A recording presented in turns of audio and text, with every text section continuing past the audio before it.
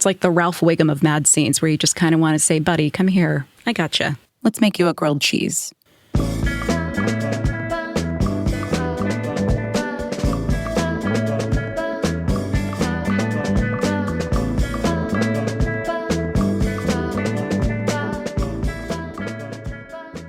Welcome to Decanonized, an opera podcast where the sacred is subjective. I'm your host, Olivia Giovetti, and every other week I am joined by a guest to dive into one of the top 100 operas as collected in Henry W. Simon's book, 100 Great Operas and Their Stories. And this week we are taking a look at Vincenzo Bellini's I Puritani, because we could all use a hot Puritan summer, an English Civil War, and Oliver Cromwell as a treat. Bel canto opera gave us several famous mad scenes, but Puritani is the one where a woman goes fully feral with love-induced psychosis because her fiancé seemingly ditches her on their wedding day to fight for a doomed monarchy. And somehow, that's not even the most dramatic thing that happens in this opera. We have dueling tenors, hallucinating sopranos, and brooding baritones. There's English Civil War cosplay, unprocessed religious trauma, and a plot held together with nothing but trills, this weird Italian fetishism for Scotland that was a thing in the 19th century, and a mismatched veil. The only thing more fragile than Elvira's mental state is Arturo's sense of political strategy. On the other hand, madness is the most rational response to the patriarchy. What happened? The Pongo? We are drifting into the Pongo! Solo!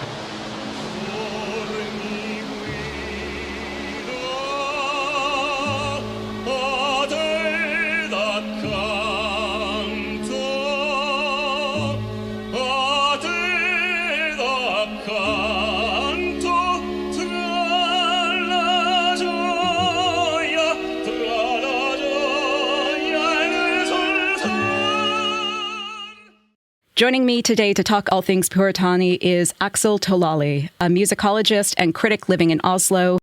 He has also bravely cooked his way through several opera cookbooks for Van magazine, and we previously did a very, very drunk review of Jonas Kaufmann's Christmas album.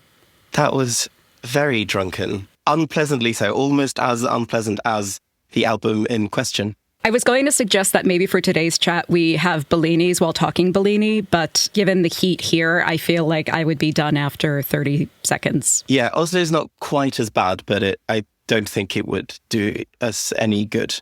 Well, Aksel, thank you for joining me today. It's a pleasure. The year is 1835. The first assassination attempt against a U.S. president is carried out against Andrew Jackson. This one does not make it into the musical Assassins.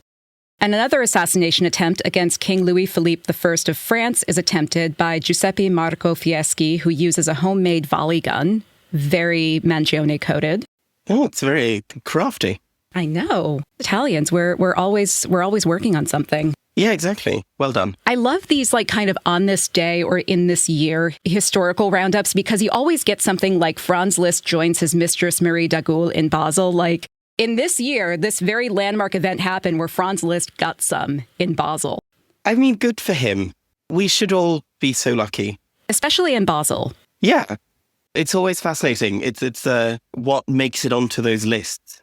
There's also the Wikipedia article for, I think it's like notable operas also is fascinating because there's clearly some there's one Polish guy and one Hungarian that's just sat down and sort of included every Polish and Hungarian opera that's ever been written, sort of, and giving it the same music historical importance as, say, Puritani.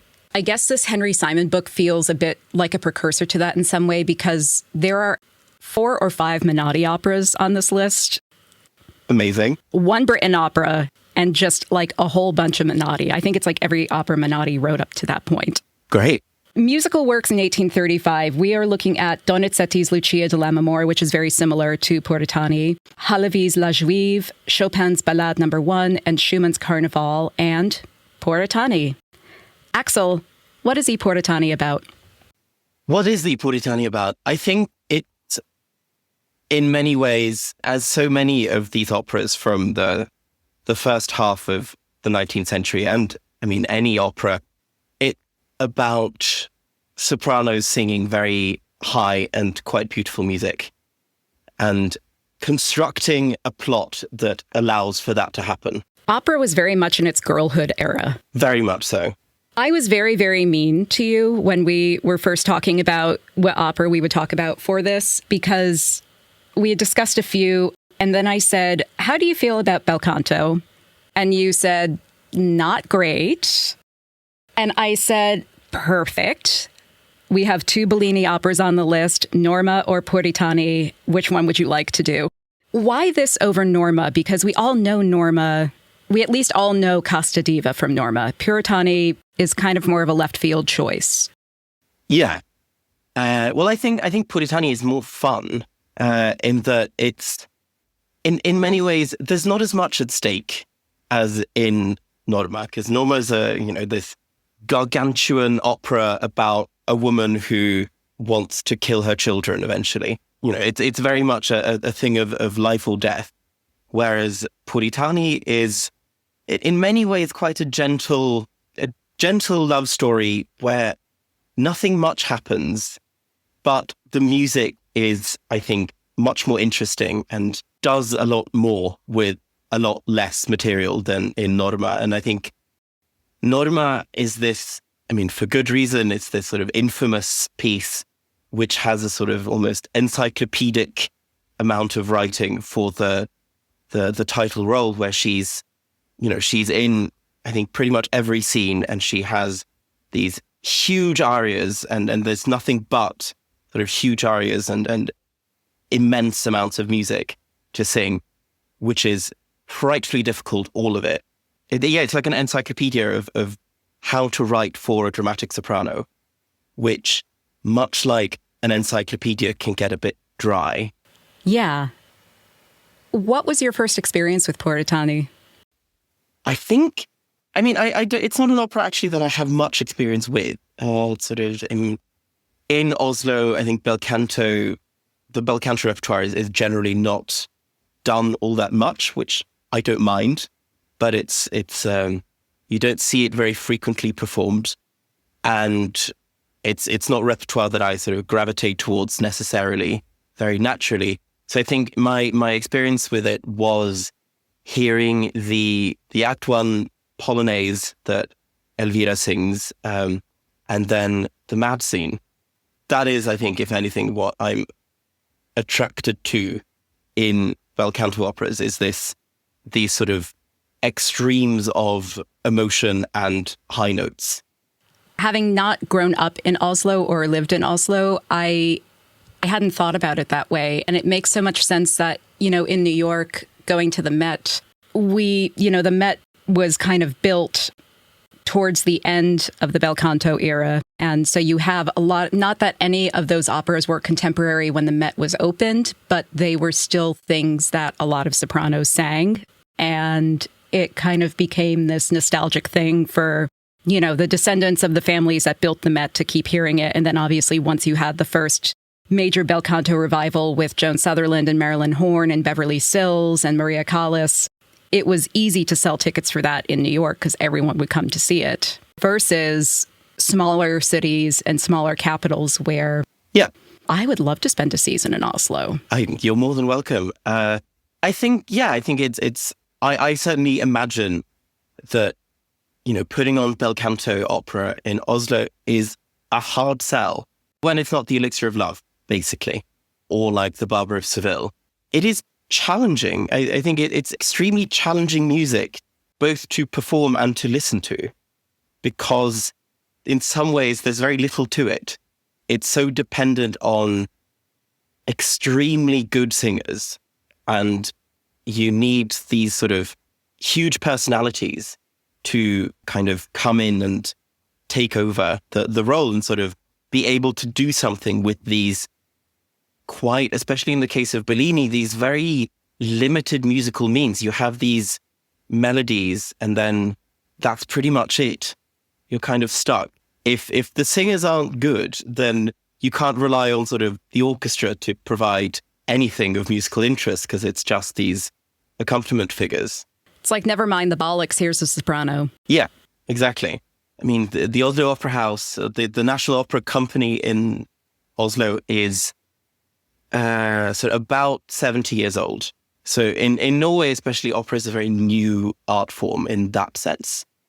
Even though, I mean, they've been doing opera here for 200 years, but it's still sort of, that kind of opera is still quite new. And I don't think necessarily that there's this sort of automatic interest in this repertoire. Come hear this very illogical plot that really doesn't matter. Just really come to hear a woman have a mental breakdown over the course of 2.5 acts. Yeah. What more could you want? I feel like that is selling it well to the land of Ibsen. Ibsen hated Bellini, though. I can imagine that Ibsen hated Bellini. He wrote, I should have read it before this, but he wrote a short story, I think, based on Norma after it premiered in Oslo in like 1850 something. And it was sort of like the satirical story of, I think, Norwegian parliamentarians. And he was not really a fan. I think he generally thought it was quite silly. Also, Kirsten Flagstad, the great Norwegian singer, she never did Puritani, but she was, in her first Met season, I think, she was scheduled to do Sieglinde, which she ended up doing, and also the Marschallin and Norma. And the Marschallin she pulled out of because she thought it was far too immoral. And then Norma because she just thought it was just so silly and all these notes for no reason. And I think that sort of no-nonsense approach characterizes a lot of Norwegian attitudes towards opera. I love that deflowering a 17-year-old boy is immoral, but murdering your children is just silly. I mean, that's just a necessity, really, if you look at it. Henry Simon wrote this book. I think it was first published in 1957. So at the time, we're also kind of between periods of bel canto being fashionable. It's just starting in Italy, really, the sort of bel canto revival. Yeah. He writes, for a long time, I Puritani was standard repertoire for every accomplished singer, and it had been heard around the world. Recently, in England, it was revived for Joan Sutherland, the great young Australian soprano, but few other vocal virtuosi have the courage to tackle it. It's just too difficult. We're only, I think, now getting to a point where we have a lot of really good sopranos who can sing that role very well and act it incredibly well, make it something interesting to watch. Yeah, I think both sopranos and also tenors. I think we haven't really talked about Arturo, the tenor, but I think that is also a frightfully difficult role in a different way, but it's still extremely challenging and sort of, I think only in the past like 10, 20 years, maybe we have enough tenors that can sing it, basically. I spent a very long afternoon once just going through every recording I could find, trying to find a recording of that final aria where the tenor takes that optional high F, because so few of them do it. I think it's actually, I think I might have a sort of, it's not a new score that I have alongside me here, but I think it's not written as optional. Really? It's written as the only option for the tenor to sing a high F.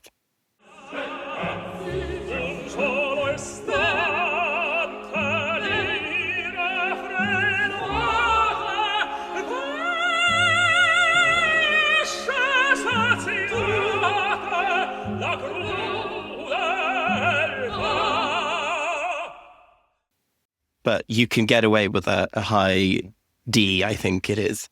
Well, you know, if you can't get to F, you just give them the D. Yeah, exactly. And this work was always kind of wrapped up in vocal virtuosity. You think about the 4 people who originated the 4 main roles. Elvira, who was Giulia Grisi, Giovanni Battista Rubini, who was Arturo, Antonio Tamburini was Riccardo, and Luigi Lablache.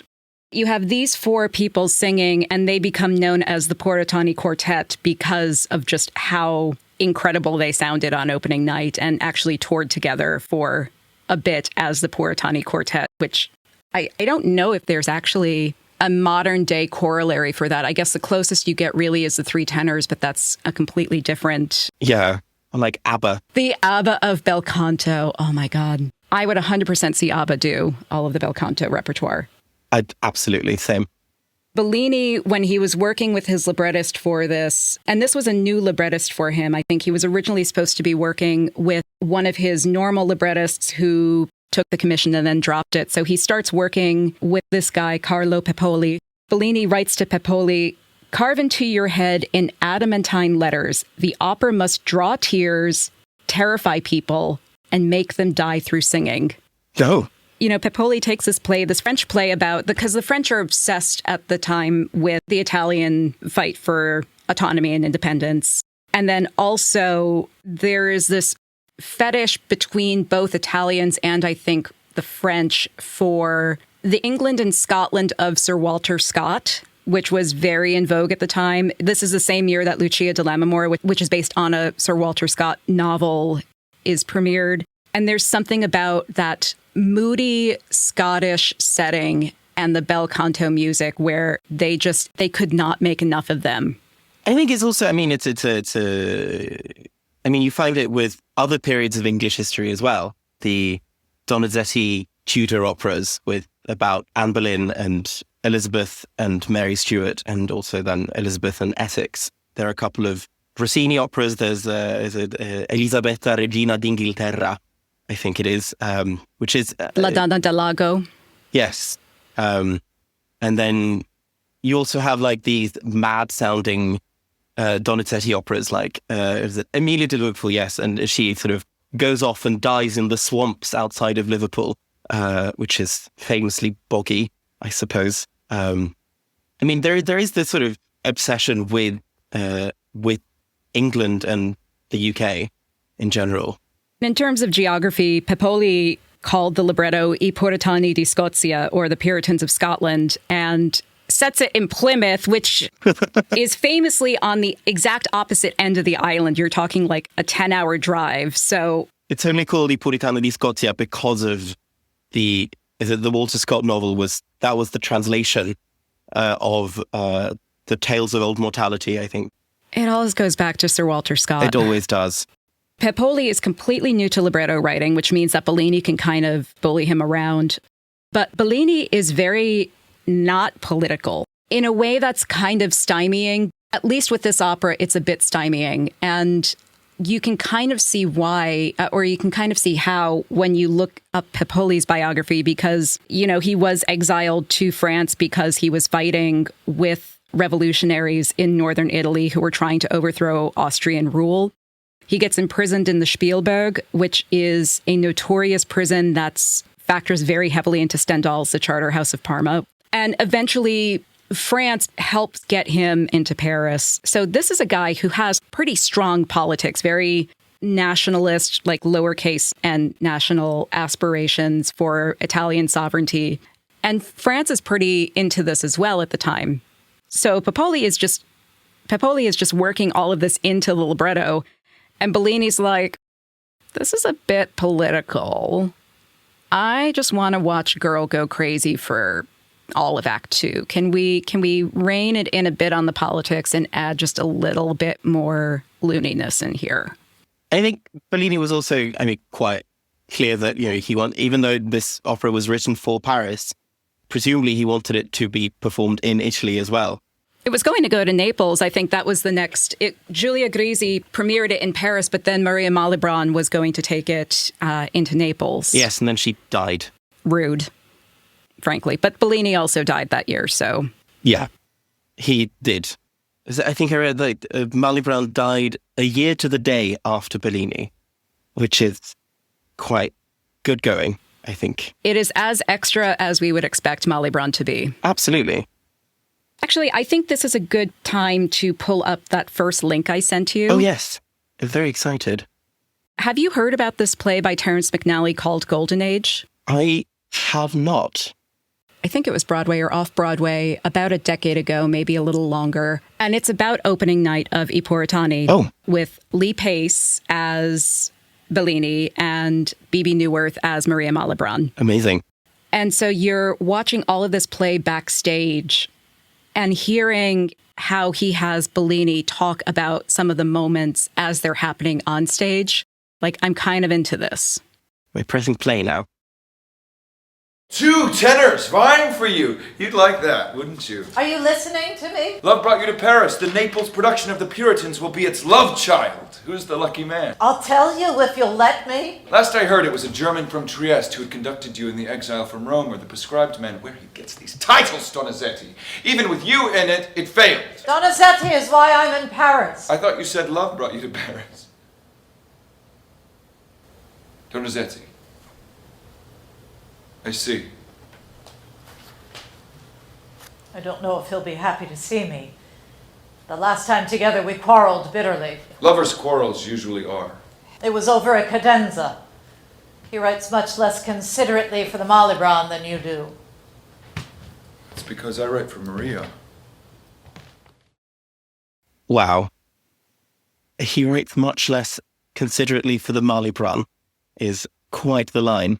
I write for Maria. Incredible.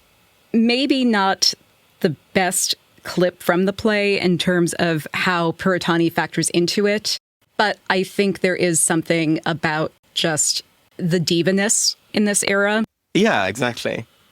Bellini biographer John Roselli says that Puritani comes from this source material play that is so dense with politics and intrigue that a whole chunk had to be left out. So what remains is the heroes helping the incognite Queen Henrietta Maria to escape, so driving his Puritan fiancée out of her mind, at once insufficient and at crucial points absurd. After Elvira goes mad, the drama treads water until the final crisis and reconciliation. The action depends on such brainwaves as her putting her veil on an unknown woman's head and her father going off on a pretext just before the wedding. It is such a bizarre scene if you sort of actually sit down and forget that it's just a very fun piece of music. You know, she's talking about how excited she is to get married, and then suddenly it's this, like, can you please help me? I need to adjust my hair. Can you please just wear my veil? And then she doesn't ask for it back. She just sort of disappears, and then everyone runs off. But at the same time, the thing that I keep getting hooked on is just how gorgeous the music is. Like that opening overture, which is so just bump, bump, bump, bump, bump, bump.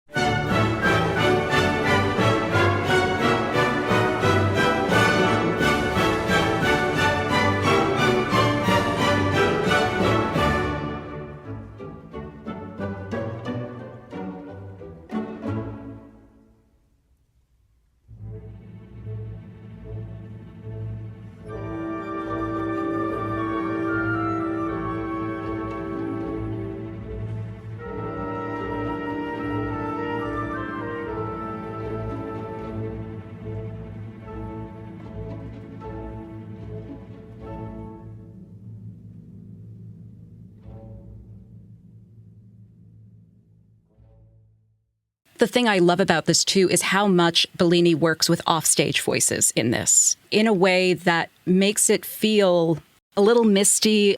You know, we first hear the quartet and they're offstage in church, and you also get just like a beautiful organ, which I am always happy to hear an organ in an opera.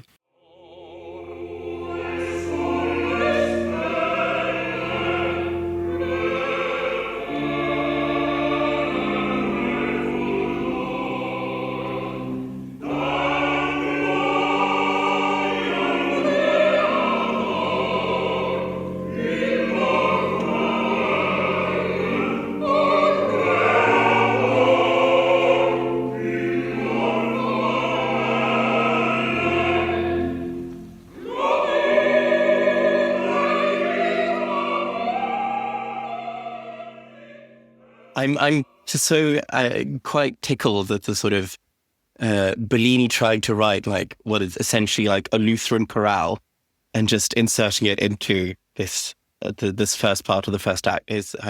I'm very charmed by it and how it just sort of, as it develops after like 5 measures, it ceases being sort of Germanic and English and just becomes sort of its own little Italian thing.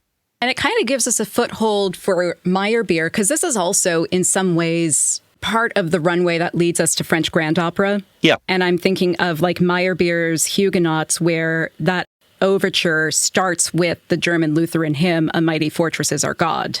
Yeah, it's interesting, and sort of I'm quite interested by sort of how this opera portrays these Puritans and these Protestants as the good guys fighting against the sort of Catholic baddies. And I think the sort of religious struggle and this sort of religious fight is so central to so many of these sort of Italian operas set in England and Scotland, and where you often have the non-Catholics coming out on top. Sort of the obvious counterexample is like, of course, Maria Stuarda by Donizetti, where, I mean, the good Catholic queen does get beheaded, but she is clearly the protagonist, and this sort of, she was sacrificed for the Catholic cause. And here you have, you know, these terribly inconsequential Catholics where religion actually just doesn't matter. And this is also a composer who wrote an adaptation of Romeo and Juliet. So I think it's just very easy to say Puritans versus royalists, and you immediately understand, again, like thinking about the context of 1835, they probably understood those stakes very well. If we were to say, oh God, I'm trying to think of one that's not just like completely insulting. And I really don't want to conjure up the idea of a MAGA Puritani for anyone, but oh God, I guess that's... God help us all. Well, you know, fortunately, with Donald Trump running the Kennedy Center now, I guess we don't have to worry about bel canto getting a fash revival anytime soon. I doubt it. Credia si misera. I am a lovely pure virgin. We're going to make... It is very Trumpian, actually, this idea of like being in Scotland, and it's really Plymouth. I think Berikowski would do something actually fun about it. Barry Kosky can have that idea. I'll let Barry Kosky take it. Very sequined. Yes, very sequined, very cowboy hatty. I would be fine with that. Hopefully one of those dancers with the white faces. Mm-hmm. What strikes me about this opera, and I think this ties into what you were saying earlier too, about just, it is a very fun opera and it's very low stakes. Like Lucia di Lammermoor is an opera that I grew up with, so I know it very, very well. And in context with this, there's a lot of parallels. There's the girl that just wants to marry the guy that she loves, but he happens to be from the other side of the divide. Yet with this, you know, Riccardo then comes out on stage and he sings about how he really wants to marry Elvira, but he can't because her dad said that she can marry Arturo. And it's so low stakes. I mean, it's a gorgeous aria. It is. I think that's also something about Puritani, is that pretty much every musical number is stunning.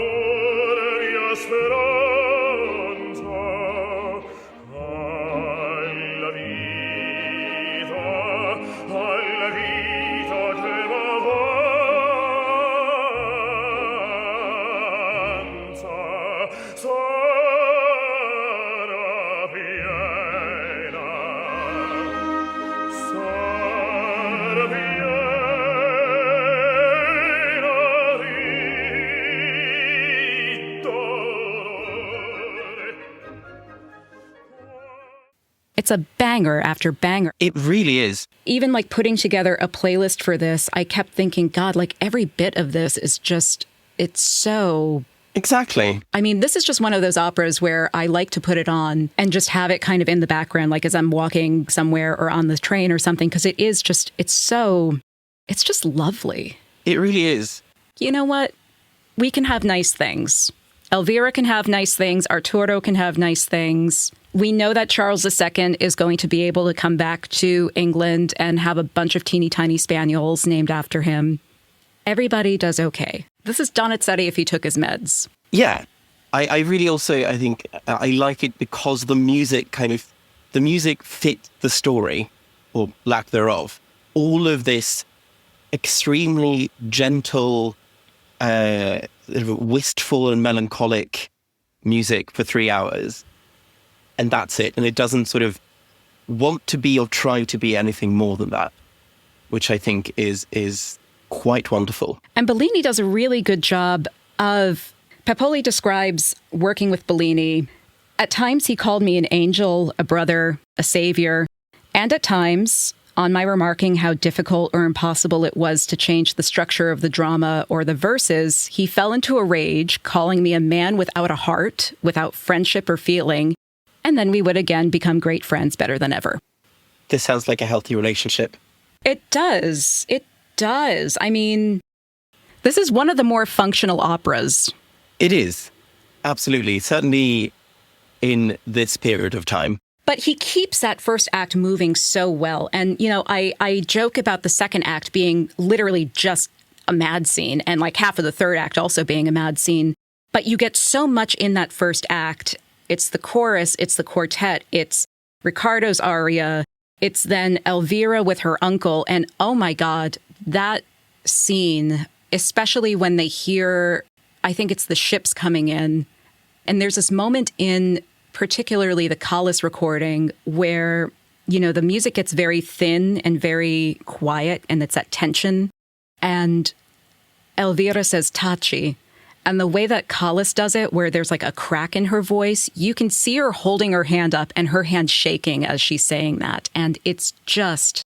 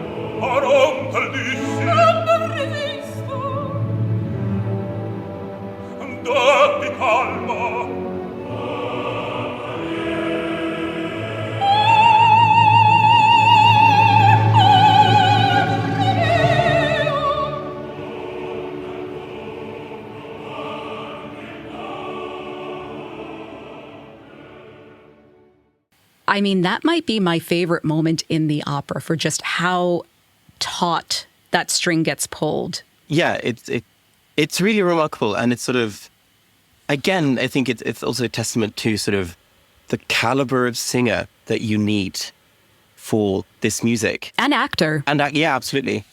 You need someone who can do all of those things and not just sort of sing the lovely melodies. Which, I mean, yeah, Callas is the prime example. But even after that, you know, we have Edita Gruberova is one of my favorite bel canto mad scene singers. Wonderful. Lisette Oropeza now. Yes. I remember talking to her about Lucia once, and I would imagine that she maybe sees Elvira in a similar vein, but she says, you know, I see Lucia as this girl who writes poetry and who paints her fingernails black and who, you know, has very big feelings in the way that we do when we're teenage girls. You know, we went through a whole thing, especially in the 90s. There was a book that was very, very popular, I remember, called Reviving Ophelia, and it's all about just how fucked up being a teenage girl is. But I think we're in a time now where because we have all of that language to describe these things, we are getting these singers who are also very aware because they lived through that era. And they have the understanding, just even through like pop culture science, of what that actually was. And they are so good at applying it to these roles now. Yeah, and I think we've also moved away from, I guess, the sort of initial response to this music, where it's all just sort of very pretty and a sort of excuse for this sort of virtuosic excess.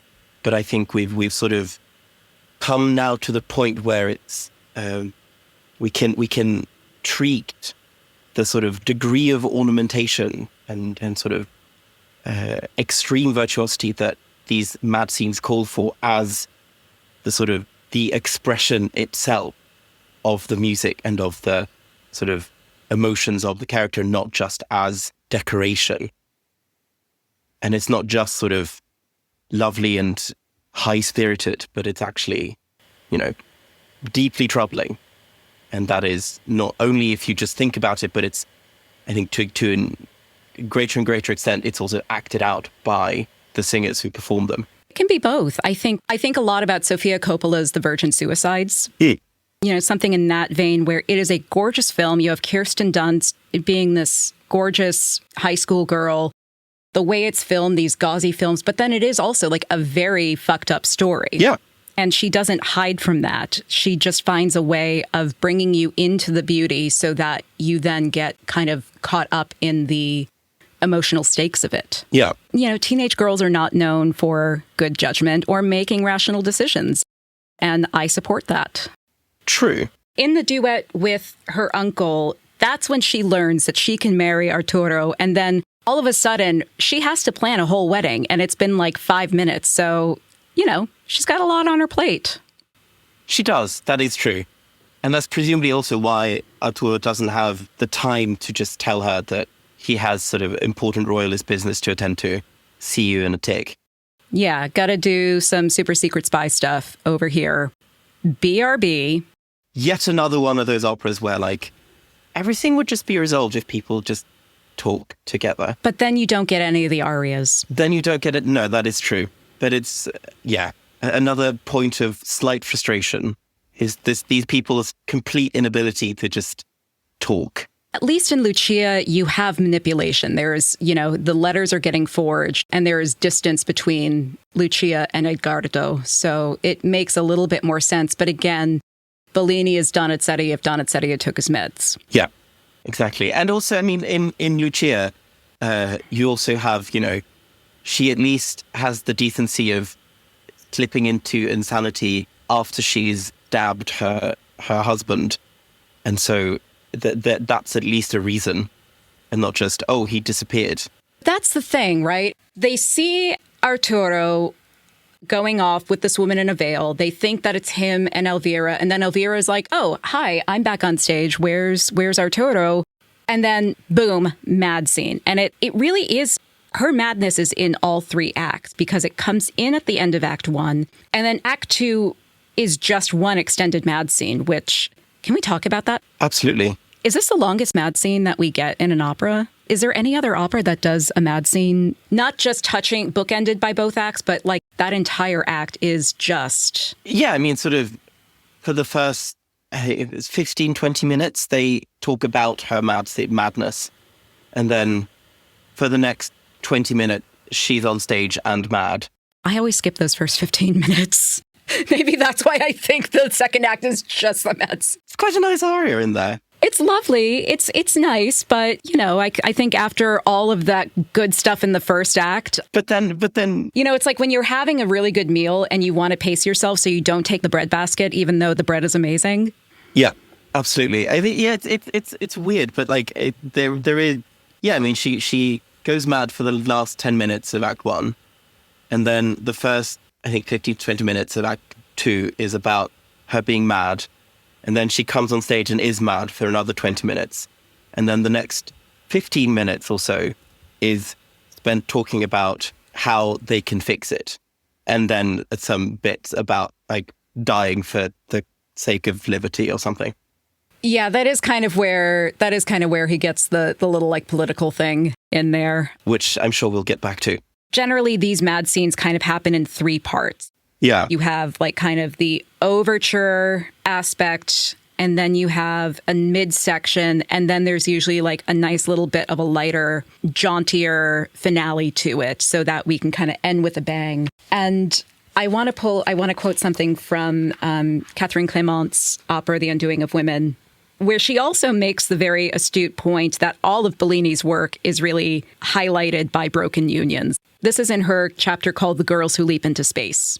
Her lament stirs the heart. Her mistaken images are visually haunting, and the rhythm of her daring and hesitant step beats in my breast, as if, stricken by a fatal dizziness, I am about to fall. Unrecognizable words and faces are reeling. Her first words are, "Give me back my hope or let me die."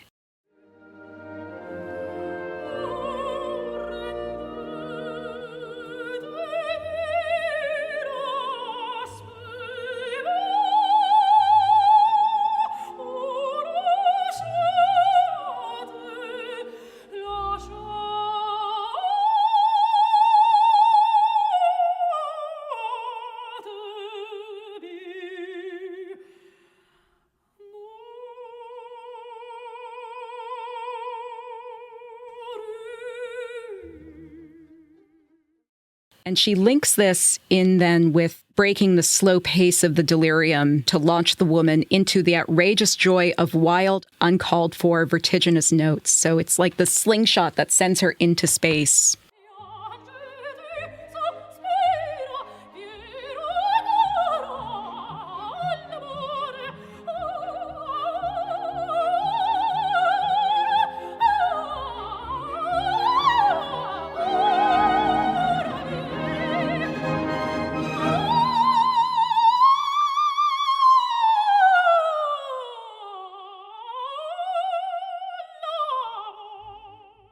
You obviously get this also in Lucia and in a much more famous representation.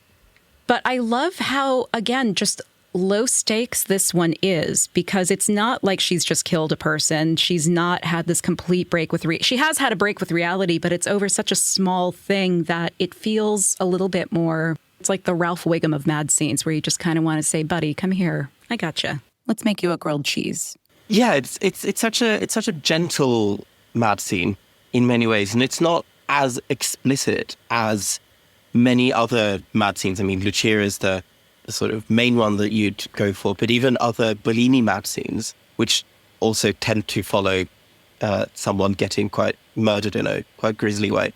And it's in many ways quite a gentle scene, sort of musically, and you have these two onlookers who are clearly very worried about her, but it's not this sort of, you don't recoil in horror as you do in Lucia, for example, where it's this.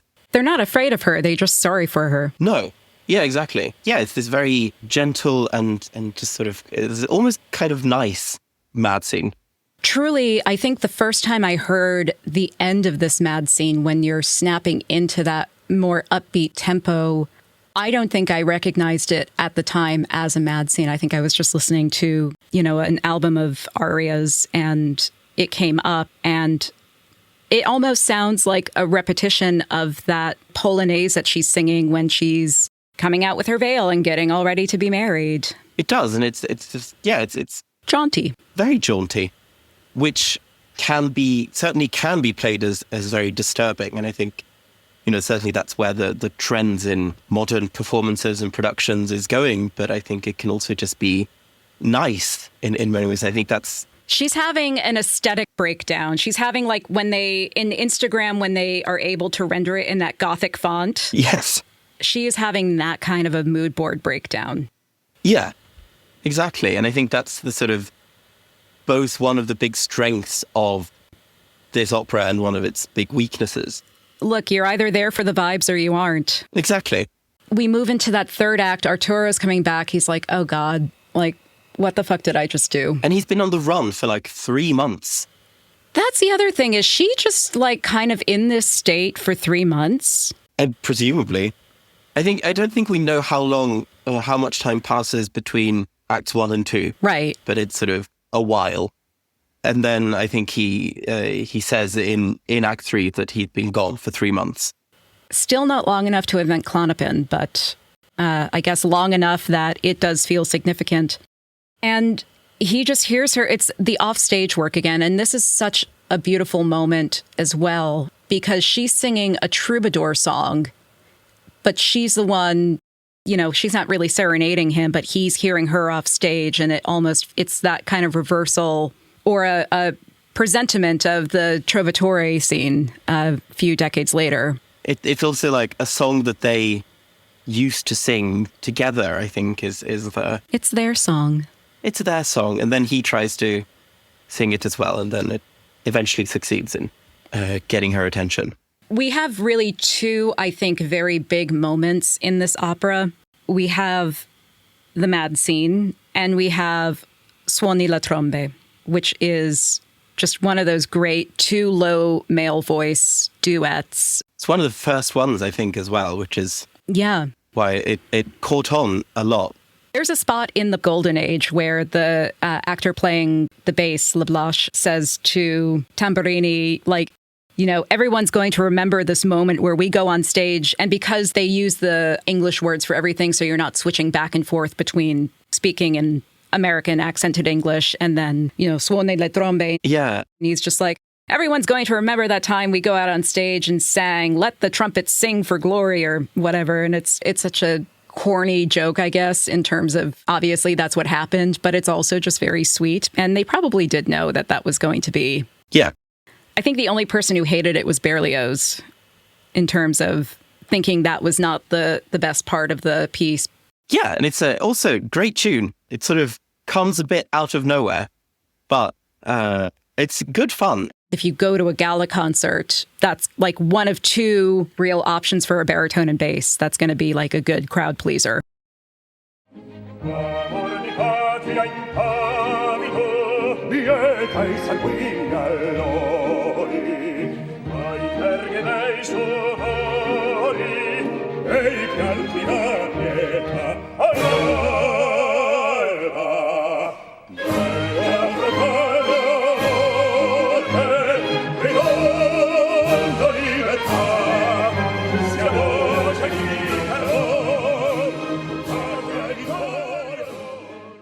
I mean, in many ways, you can see Bellini presaging, early Verdi with this sort of Risorgimento, I guess, chauvinism that you get in so many of his early operas.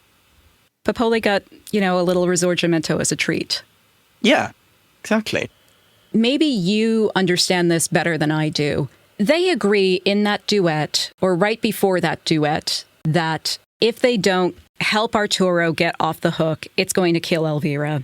And they both agree, we don't want to do that. We're willing to let bygones be bygones and rescue Arturo so that Elvira can marry him and get her head back on right. But then they are singing in that duet basically about killing all of Arturo's friends and family and colleagues. Is there a point where they change, or is it really just that they're trying to, do they just see Arturo as being so outside of, it's either like a dedication to Elvira or seeing Arturo as being not part of the royalists anymore, maybe a little bit of both, or do they actually just say, fuck it, let's just kill him? Because that does bring us into, why does everybody else not get the memo and sentence Arturo to death? I'm terribly confused by this as well. And I think sort of everything happens so fast in this opera. Sort of all the sort of plot changes go extremely quickly without sort of brushed out of the way, so that you can finally get to the sort of beautiful soprano aria. And it's so slow at some points as well, because you have like an entire act of a mad scene, and then you have these like very important details that are kind of just yada yada yada. I haven't actually understood it either. Looking it up in the Grove Book of Operas, it is apparently there's an attack on the fortress from royalist forces, and they will kill Arturo if he's part of that attack, which is not mentioned anywhere. Got it. So that, I suppose, where that comes in. These like little technicalities. It's the Apple fine print in the contract. I'm truly not mad about it because it's such a great piece. And then that brings us into the final scene, and Bellini's so nice to his tenor. You think about Verdi and Traviata, where Alfredo has to sing the Brindisi, like basically at the start of the opera. He gets a little bit of a landing strip, but you just go right into that. And I think it's so lovely that Bellini just says to his Arturos, hey, buddy, I'm going to ask you to sing this really absurdly stratospheric note, but you get the whole opera to warm up for it. Yeah. Although I think there is a high D in the first act as well, in A Te o Cara. Well, that's just practice for the high F. Yeah, true. Yeah, I mean, there's something like 3 written high Ds in this opera, which is insane. When did Donizetti premiere? Donizetti died in 1848. We're talking 1835. When did he premiere Daughter of the Regiment? Oh, God, I don't know. Before this, it must have been. Because, I mean, this whole... The 1830s also, it coincides with this huge shift in both operatic taste and in singing. And you have, I mean, you've got a singer like Rubini who premiered Puritani, who was always who was always a very light lyric tenor who could sing these very high notes very easily. But then you have someone like Dupré, whose first name I forget, who premiered Pollione in Norma, who started as a sort of Rossini tenor, sort of very light, high, could sing very fast, and then who eventually sort of darkened his voice so that he could sort of properly belt high Cs to a much greater effect than had been done before. And so you have this sort of crossroad and sort of, I mean, the high Cs in Daughter of the Regiment are, they're supposed to sound like yodeling, which they don't anymore, but it's from that earlier tradition of tenor singing where there was a lot, so you didn't bring the whole voice up to the to that high register. 1840, by the way. Oh, right, okay. So this does happen after, but I like the idea in the Cola Wars between Bellini and Donizetti, the idea that if this had worked out timeline-wise, it would have been funny if he was like, oh, you're going to have him sing a whole handful of high Cs? That's cute. Watch what I'm going to do now. Yeah. One really interesting thing about this, have you seen the productions that they have done? This happened at least once in Athens with Brian Email as Arturo, where Crede a si misera, he is shot before he sings it. Shit. And the opera just ends with that aria. And we just assume that Elvira stays crazy or expires off stage, kind of in that Lucia way. Oh, that's interesting. I kind of really like it. Oh, that's really interesting. I mean, because the ending is so unsatisfying. It's a horrible ending. Well, it's like the last 90 seconds is when everything gets wrapped up. Yeah. No, I find that so frustrating. The year of the Oscars, when they had the La La Land and Moonlight kerfluffle, when my husband and I saw that La La Land had won, we were just like, okay, let's just go to bed, because those shows always run late and it's Sunday night and we were tired. I did not learn until the next morning when I had sat down at my computer that Moonlight had actually won. Yeah. To me, this feels like, because it's slightly more dramatically satisfying to see that Moonlight wins. And it's slightly more dramatically satisfying to see that this doesn't end well. And we're getting all this buildup of, this is very low stakes. This is all good. We're having a nice, happy time here with a bunch of Puritans. And, oh, wait, no, shit. This idol is broken, basically. Yeah. That's really, really interesting. That sounds a lot more satisfying and interesting than what actually happens. When you have these operas, especially something like this where, it's 190 years old now. And so we're looking at something that is been seen so many times. And I am really all for one production out of however many have happened in the last 200 years to play around with this. Absolutely. I love fucking with canon, which is why the show is called Decanonized. Otherwise, we get kind of this thing of, like we said, the last 90 seconds, basically someone's like, hey, good news. Cromwell just said everything's cool. So, and Elvira, she gets injected with the maximum level of Klonopin, where she's just like, oh, cool, I'm better now. Let's get married. That's not how all marriages work. Just sort of prolonged bouts of madness, and then someone sings a high F, and then everything's good again. My husband never sang a high F. Oh. I wonder if that's grounds for annulment. I think so. So, Aksel, does Puritani deserve to be on a list of the 100 greatest operas? Yes, I think so. Largely because it's nice, and I've grown to really like it in preparing for this, or for this podcast, and sort of. You had an enemies to lovers story with it. Exactly.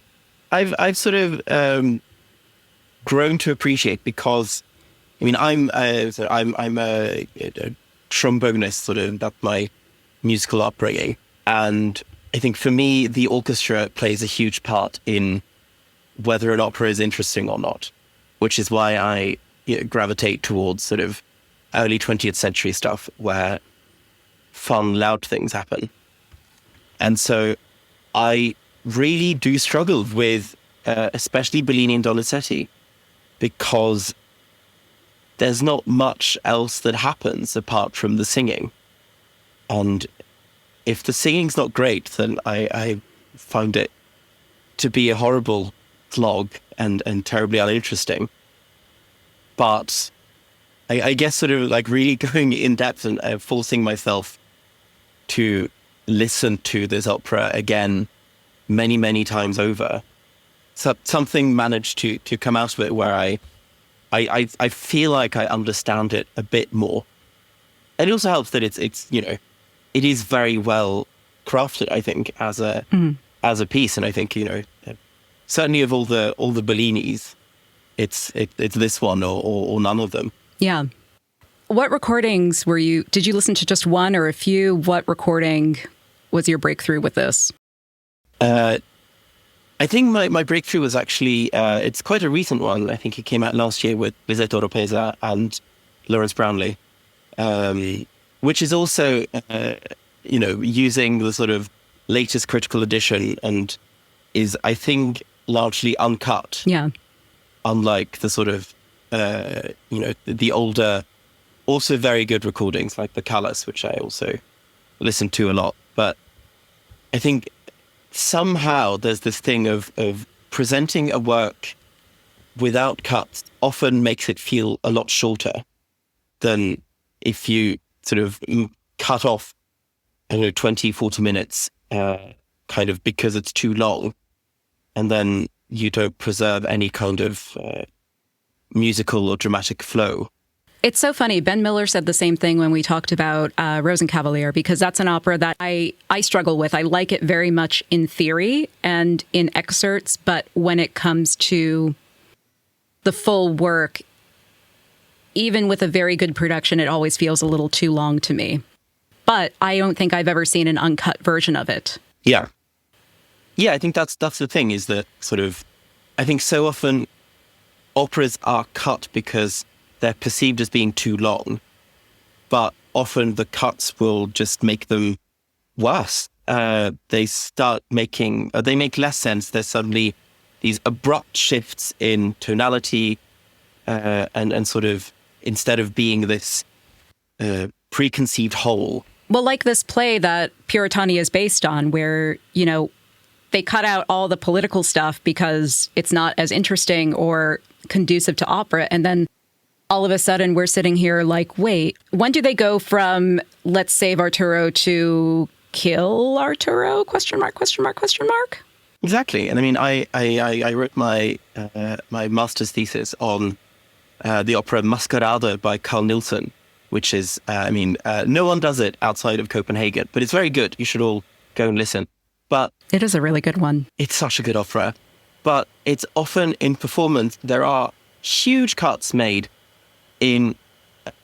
especially in the third act, which takes place at the titular masquerade, and it's it's quite a sort of formally strange and a bit weird act to begin with, and people, instead of just trusting that what's there is actually good, they sort of try and cut away things. Also because it is quite long, but then I saw a production of it in Leipzig a couple of years ago, it just felt they'd cut about half the third act and it felt 3 times longer. There's no flow to it. It just sort of stops and starts and is weird and jerky. And I found that with quite a few of the older Puritani recordings, where the performances might be great, but it's just sort of, there's these weird shifts, which is so weird because the score flows so beautifully. Yeah.